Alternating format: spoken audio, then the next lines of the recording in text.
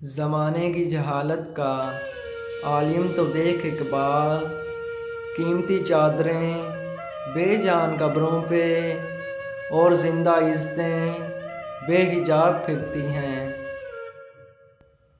پہلے کپڑے سستے مل جاتے تھے مگر جسموں کو بخوبی ڈھک لیتے تھے۔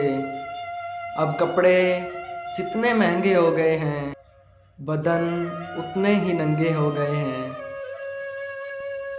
اگر آپ کی قمیض میں پیوند لگا ہو تو آپ غریب ہیں، لیکن اگر آپ کی جین گھٹنوں سے پھٹی ہوئی ہو تو امیر۔ آپ کو خراب اردو آتی ہے تو آپ تعلیم یافتہ ہیں، مگر خراب انگلش آتی ہے تو جاہل۔ لوگ اپنا اعتبار ایسے دلاتے ہیں جیسے قیامت آ جائے تب بھی نہیں بدل سکتے، اور کچھ ہی عرصے بعد جب بدل جاتے ہیں تو مجال ہے شرمندہ ہی ہو جائیں۔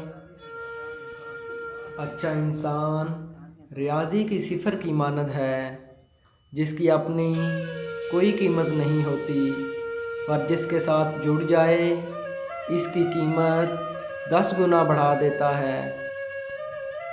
حق حق ہی رہتا ہے، چاہے اس کے ماننے والے 2-4 ہی دنیا میں رہ جائیں، اور باطل باطل ہی رہتا ہے، چاہے ساری دنیا اس کا دم کیوں نہ بھرنے لگ جائے۔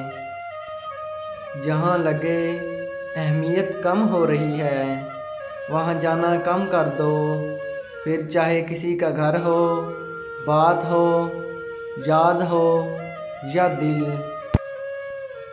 آپ صلی اللہ علیہ وسلم نے فرمایا، ایک وقت ایسا آئے گا کہ دین پر قائم رہنا اتنا مشکل ہوگا جتنا ہاتھ میں چنگاری پکڑنا۔ ناانصافی کرنے کا مطلب ہے کہ کسی اور کے حق پر ڈاکہ ڈالنا۔ ناانصافی کرنے والا دنیا کی نظروں سے تو شاید بچ جائے مگر خدا کی گرفت سے کبھی نہیں بچ سکتا۔ جب کبھی مایوسیاں محسوس ہونے لگیں تو اللہ پاک کی مہربانیاں یاد کر لیا کرو، خود بخود پرسکون ہو جاؤ گے۔ والدین کے لیے کچھ کرنا چاہتے ہیں تو کم از کم اتنا کیجیے کہ آپ کی وجہ سے کوئی ان کی تربیت پر انگلی نہ اٹھائے۔ خوش فہمی بھی ایک نعمت ہے، انسان مطمئن سا رہتا ہے۔ اگر حق کو پہچان نہیں سکتے تو باطل کی تیروں پر نظر رکھو، جہاں لگ رہے ہوں وہی حق ہے۔ جب آدمی اپنی غلطیوں کا خود وکیل ہو اور دوسروں کی کوتاہیوں کا خود جج ہو تو پھر فیصلے فاصلوں کو جنم دیتے ہیں۔